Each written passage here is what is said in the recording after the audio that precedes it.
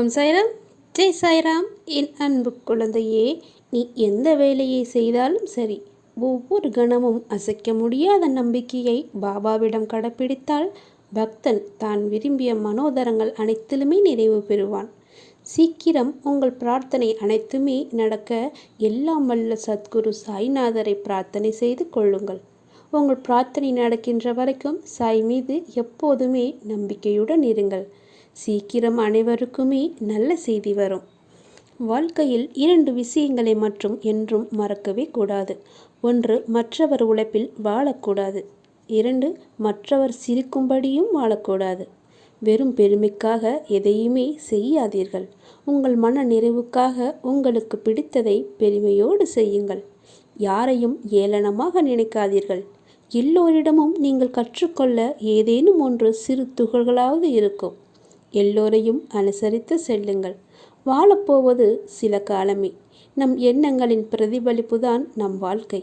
ஒவ்வொரு நாளும் நாம் என்ன எண்ணங்களுடன் நம் வாழ்க்கையை தொடங்குகிறோமோ அந்த எண்ணங்களால் தான் நாம் ஆக்கிரமிக்கப்படுகிறோம்.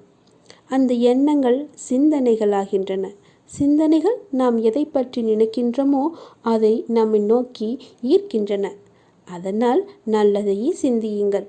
ஒருவேளை எதிர்மறை எண்ணங்கள் தோன்றினாலும் மனதை திசை திருப்பி எண்ணங்களை அழகாக்க கற்றுக்கொள்ளுங்கள். எண்ணம் அழகானால் எல்லாம் அழகாகும்.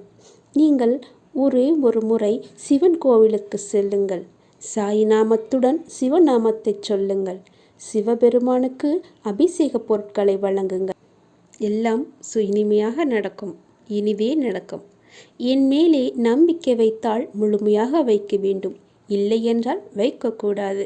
உனக்கு கஷ்டங்கள் வந்த உடனே என் மேல் இருக்கிற நம்பிக்கையை தூக்கி எறிந்து விட்டால் இது சரியாகுமா?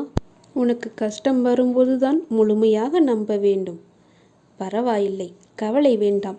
உன்னுடைய வாழ்க்கை கஷ்டங்கள் அனைத்தையும் தாண்டி விட்டாய். இனி அனைத்துமே உனக்கு சுபமாகவே நடக்கப் போகிறது.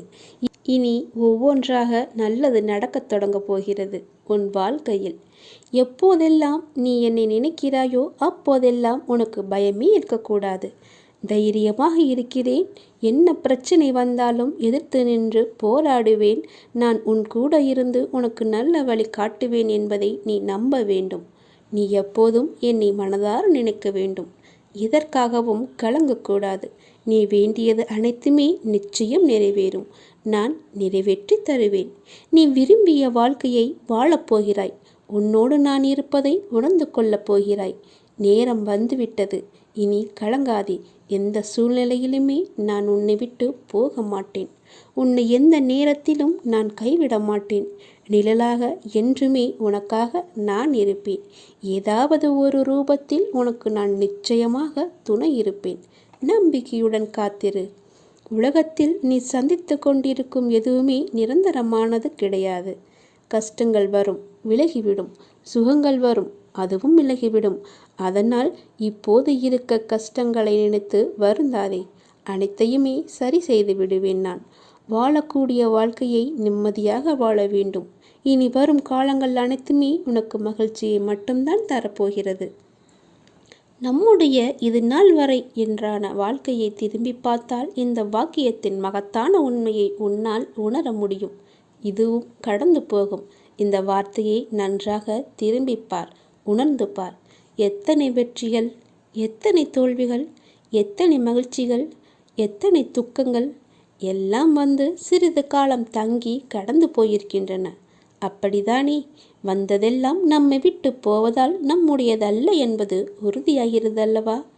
வந்து போவதெல்லாம் நம்முடையதல்ல என்பதால் நாம் வெறும் பார்வையாளர்களே அல்லவா?